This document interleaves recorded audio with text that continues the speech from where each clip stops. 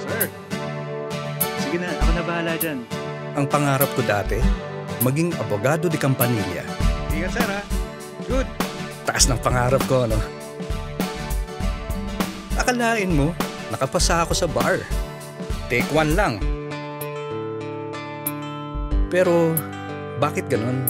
Nung naging abogado na ako, napag-isip-isip ko. Parang may iba akong gustong gawin sa buhay ko. Don't get me wrong, masarap ang feeling na nagtatrabaho sa isang sikat na law firm. Pero feeling ko, mas masarap ang trabaho na nakakatulong ka sa iba.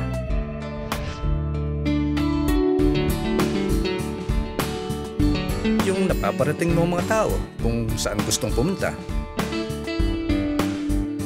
Yung napapalago mo ang negosyo ng isang maliit na bayan. Kaya iniwan ko ang pagiging abogado at tinupad ko ang totoong pangarap ko. Magkaroon ng sarili kong negosyo, sarili kong gas station. Kaya kung dati, all rice, ngayon, all right. Isuzu Truck CNE Series. Whatever your dream, we will deliver.